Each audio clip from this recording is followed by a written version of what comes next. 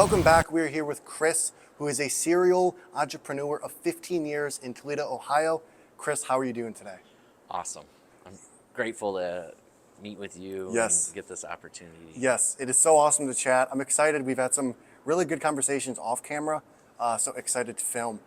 So with your life coaching, you are super passionate about helping people change their life and become successful. Where did this passion to want to help people come from? So for me, twofold.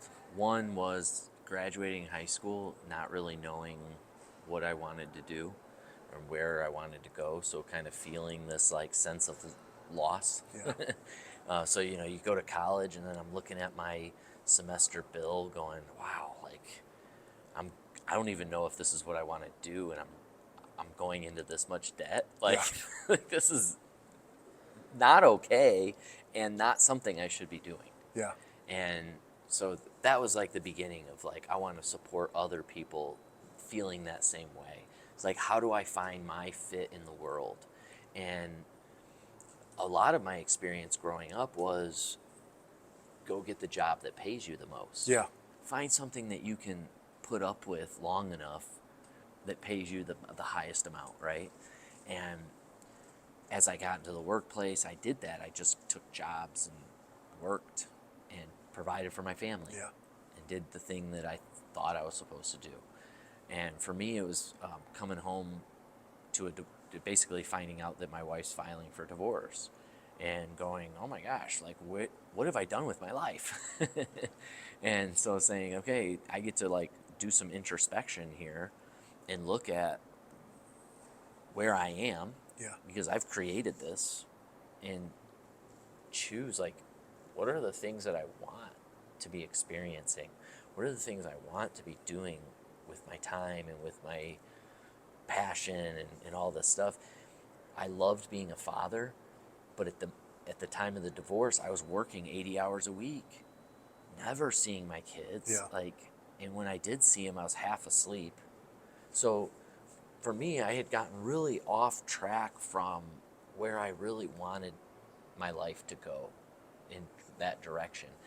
And I got caught up in the doing of life. I was doing life instead of choosing it and being it. And I noticed that so many other people fall into that exact same trap. They're not clear on their vision. They don't know where they're going. So they get caught up in all the doing, and then they find like they are living this life that they never meant to be living. Yeah. And in careers and in relationships that don't really fit them and suit them. And it's so clear when we look at our divorce rate, we look at like the college dropout rate, how many people that graduate college are actually utilizing the degree that they got in the job that they have. There's like all of these indicators that just show us that as a society that we're off track in what we're doing. Yeah. Yeah, and you also talk about the power of living with intention. Why do you think that's so crucial to living a happy life? Because we're choosing what we're creating, and instead of it happening, here's the difference. One is a victim conversation, and another one is one of empowerment. I like that.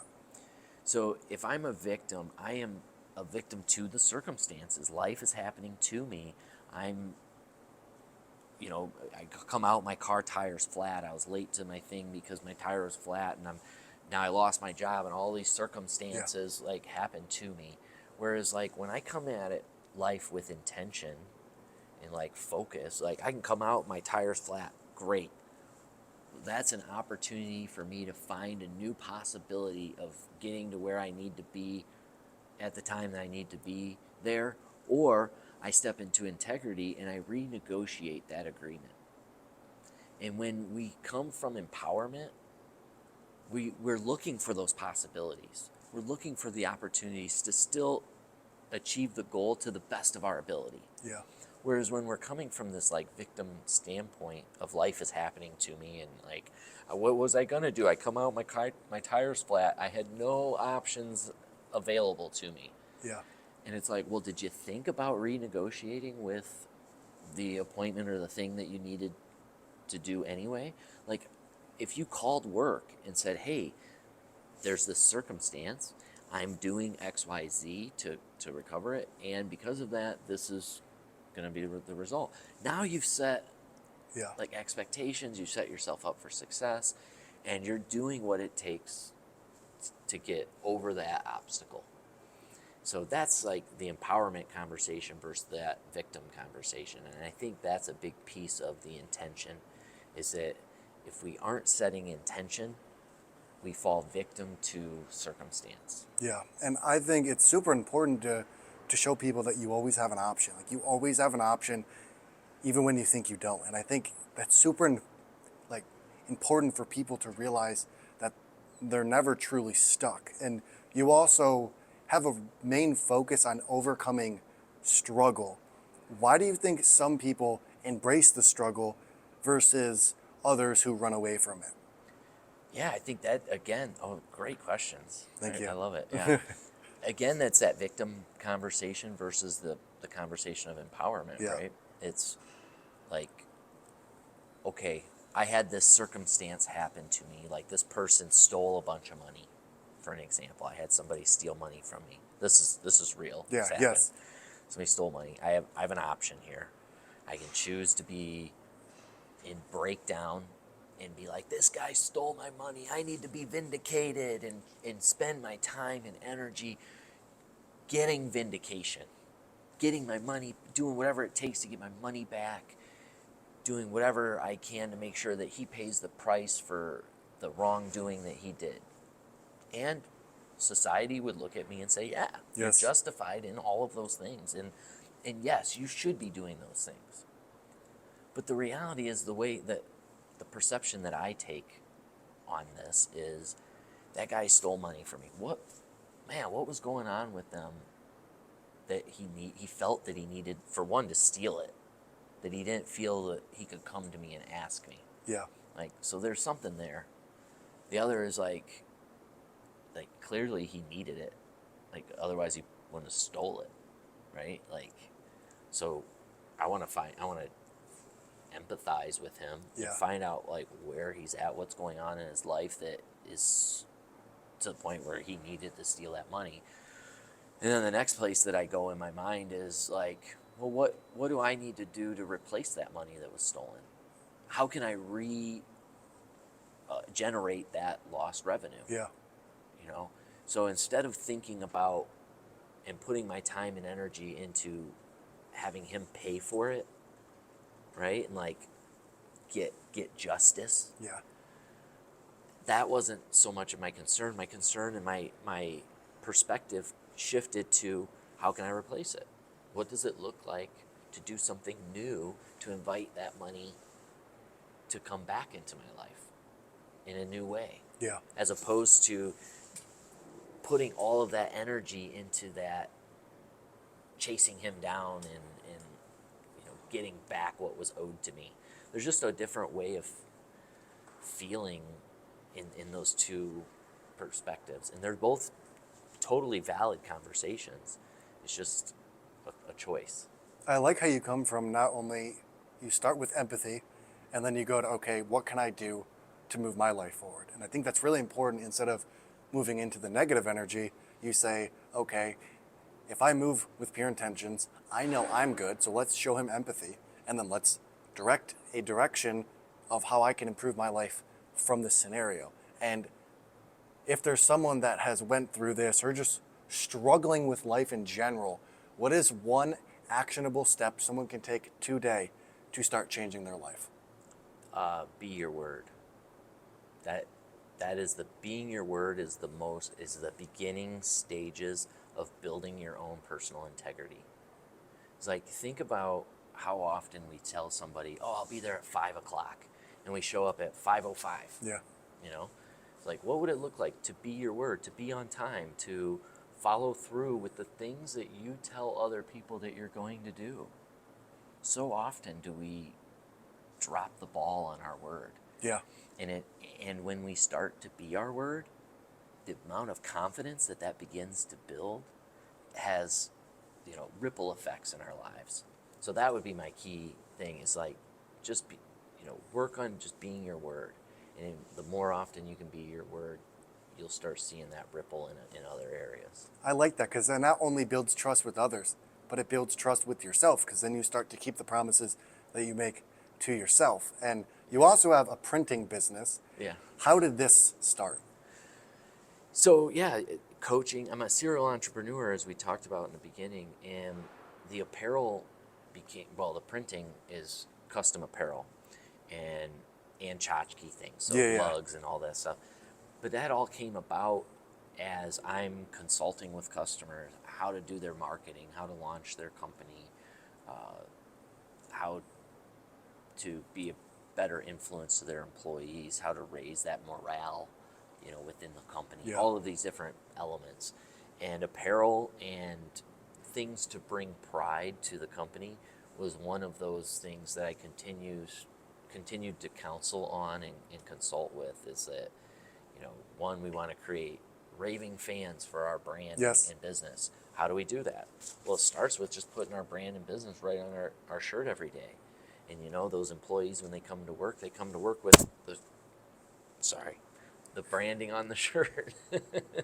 Like, hit the mic. So you might have a spike there. Oh, that no, needs to get edited. we're good, yeah. I was cut it out.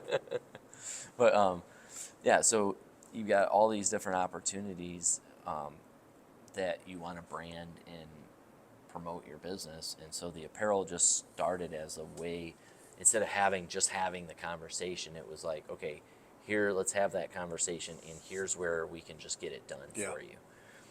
And the reason that I decided to start my own as opposed to like a partnership is that I was working with all these different companies, and I was getting all kinds of different price points, quality points, and all these different things. And there's times where I thought I was paying a higher price point to get a better quality product, and then the product I get is not a better quality product. So I'm like, I'm tired of the back and forth rigmarole of dealing with all these different companies. I thought it would be an opportunity that I could provide that value for my customer.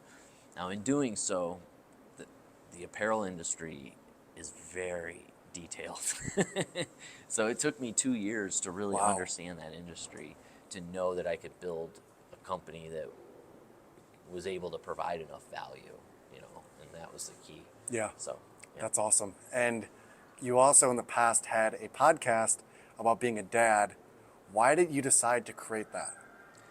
Yeah, that goes back to the divorce. So when I went through my divorce, I had twin kids, a boy and a girl.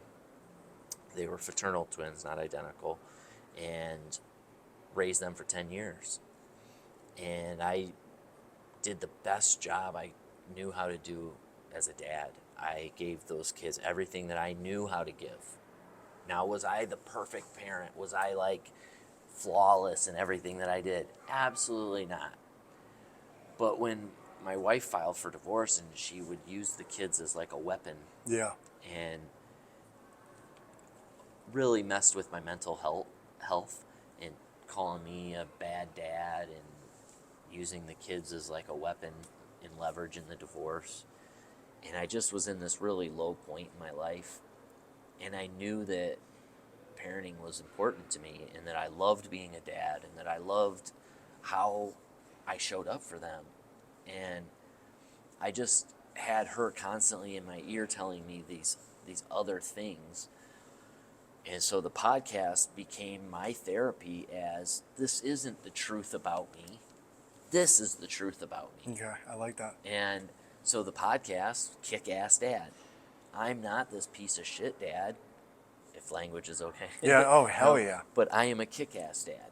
And I'm a kick-ass dad because of these things, right? All these different things.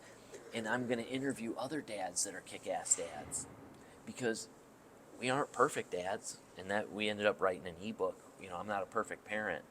But it was like, what do I do to continue to elevate myself as a parent?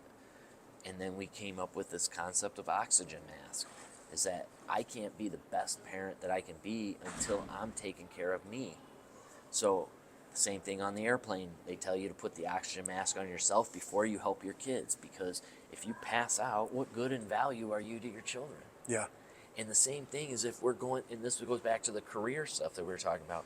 If you're working a job that you hate, that takes, like me working 80 hours a week, I have no connection with my kids. I'm just not there.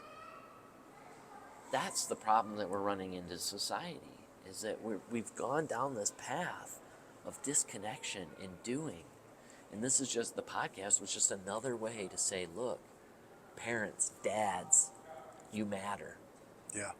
This divorce sucks because it's rampant in the United States. And you matter enough to your kids that it's imperative that you show up. It's imperative that you fight for that custody.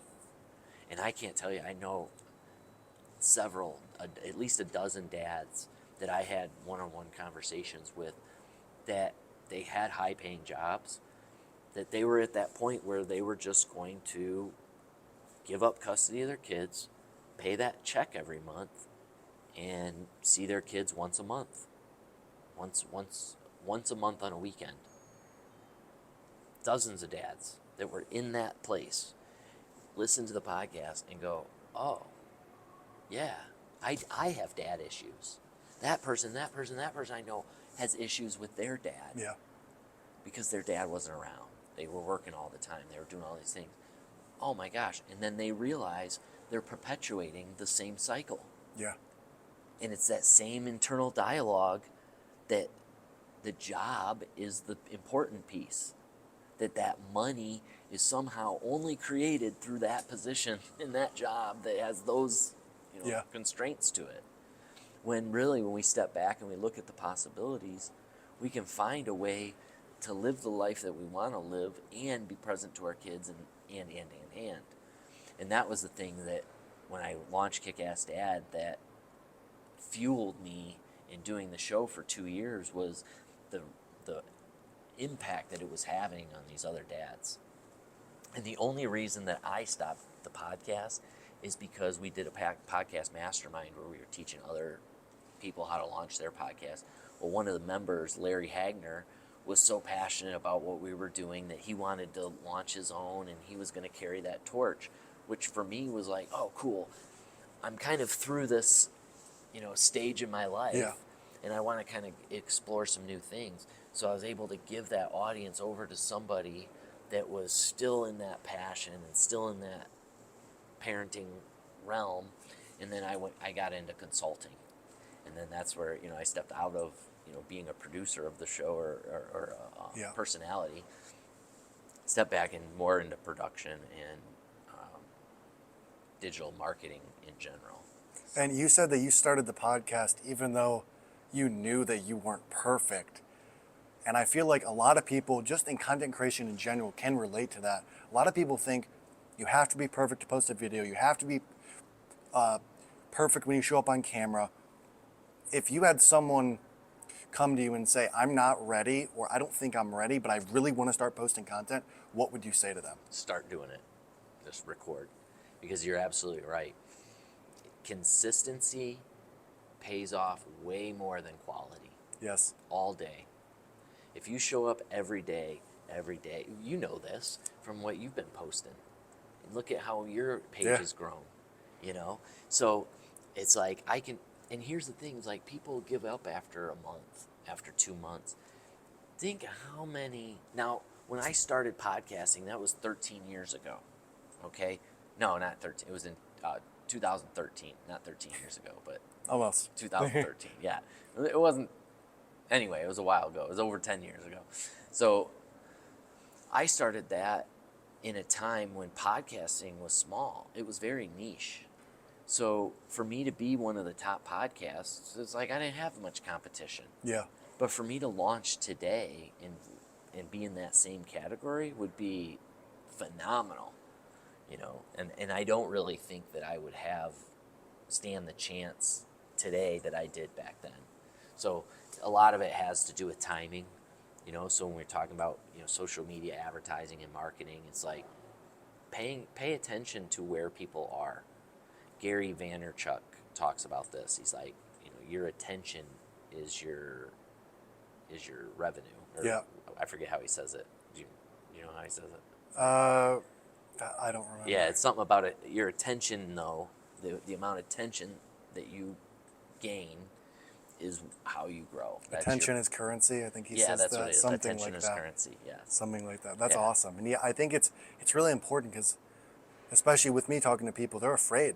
They don't want to post that first video, even though they know that they should for their business or just for their personal, like, wants and desires. So I think it's really important for people to know, just start, just put up that camera, just start posting, because you never know who's watching. And people think that they're going to hate your content, but the people that you think are going to hate and make fun of you are the people that actually love it and want you to post more. Yeah, and then are inspired by it. And then a lot of times people are sitting there going, man, I want to do that. I want to do that. Yes. But they're in such fear that they just watch. But there is a point where they can't just keep watching anymore, that they choose to do something different. They choose to step into, like the dads that were reaching out to me in the parenting, or people looking to improve their health and fitness. Though if you're doing it consistently enough, you will you will make an impact. Yes. And with everything you are doing, you are consistently striving to be the best version of yourself. Why not just be average? Just be you. Yeah. No, I mean, like, why not just be like the normal Chris? Like, why always try to strive to be better? Why not just sit on the couch, be that divorced dad? Why get up and try to be more? Yeah, like why choose more than than just, the normal 9-to-5 life. Like why do you decide to strive to be better every day? So that taps into vision, right? So when I think about the impact, the legacy, when I'm gone, what do people say about Chris Eischen? Nothing. Because the reality is, like, I mean, I'm just an average Joe. I'm not a president. I'm not some giant historical figure yet, right? And so, you think, like, what impact am I making, and for how long am I going to be talked about after I'm gone, right? Like, whereas if I make an impact on you and I change the trajectory of your life, you're probably going to talk about me for the rest of your life. Yeah. And then if your family understands the impact that I had on you, there's a good chance that your family is going to talk about me as well. Yes. And even if they're not talking about me directly, they're talking about the impact that my work had. Yeah. And so even though it may not be directly Chris Eischen, it's like the work that I did had those ripple effects, even without my name attached to it anymore. And what I think about is, like, if you think back to the Bible, and I think of like the Garden of Eden and this like perfect world that, according to the Bible, once existed, right? You had Adam and Eve and everything was peaceful. We lived in harmony with the animals and all this stuff. It's like, what would it take to get back to that? Because somewhere in the Bible it says, like, we as humans get to choose whether we have heaven or hell on earth, right? Yeah. So it's like, well, geez, if we have that choice, and I'm not trying to get preachy biblical on it. I'm just saying that that's a statement in that book. Yes. that brought these thoughts to my mind. Is like, well, how do I better mankind? How do we evolve in a way? Because we can evolve in a way that creates hell, or we can evolve a way that creates heaven on earth. And if I think about the ripple effects that I want to leave, I want to leave that heavenly thought process and that heading towards that direction, as opposed to the like Armageddon. I like that. And I have 2 more questions. Yeah. If you could have dinner with 2 people, one person from the past and one person from the present, who would it be and why? Well, one, I think Elon Musk for the present. And the reason is I really love what he is doing for humanity. I don't believe that what he's doing is to become the wealthiest man alive. However, that has been like a result of that. So I think it would be really interesting to talk with him and see, like, what his plans are for legacy. And with that, it would be like, I'd be curious to talk to the other wealthiest people in the world, like Microsoft, Bill Gates and Warren Buffett, because I know one of the things that they've declared is when they pass away, that their wealth is going to like end world hunger or something forever. So I'm really curious to see what these people do for the future generations. And what about for the past? And then the past, like I think Leonardo da Vinci would be like a really cool, just because he inventions, his thoughts, he thought so outside the box. And I just think it would be really cool to sit down with him and just learn how he thinks. Or Tesla, he would be another one, Nikola Tesla, because he was an inventor. Like his ideas were his that he worked on, whereas some of the other people that we credit for the invention of wasn't really the inventor. He was just a really brilliant businessman. Yes. I have one more question. Yeah. Why did you decide to partner with us and offer the discounts? One, who you are. I feel like you're making a great impact on the world. Thank you. Your come from is from support, connection, raising all ships, as opposed to, you're doing it for you or for some selfish reason. So that's the number one reason. And the other reason is I love the city that we live in. And for me, I love entrepreneurship. If this brings entrepreneurship and the city of Toledo, it brings us all kind of together and creates an opportunity for rising tides to raise all ships. Yes. So that's what I wanted to come on board. Thank you for the kind words. I appreciate it. Well, that's all the questions I have. What is one thing that you would say to people, or how do you want to end it for your message? And then how can people find you? Thank you. Yeah, that's great. The easiest way to find me is my website, chriseischen.com. I also have velocitytrainings.com. That's more of the coaching support. Like I've got the 12-week success planner. Yeah. The whole purpose for those tools is to help give you that guidance and that focus towards your vision, right? Like if you don't know what your vision is, cool, we'll figure that out and get you down that road. Toledo Custom Apparel. It's exactly at ToledoCustomApparel.com. Go in there, fill out the form. That'll begin like an email conversation to see what we can do to fulfill your needs. And then, chriseischen.com is going to be the best way to just directly connect with me. Awesome. Well, Chris, thank you so much. I appreciate you coming on, and I appreciate it. Thanks a lot.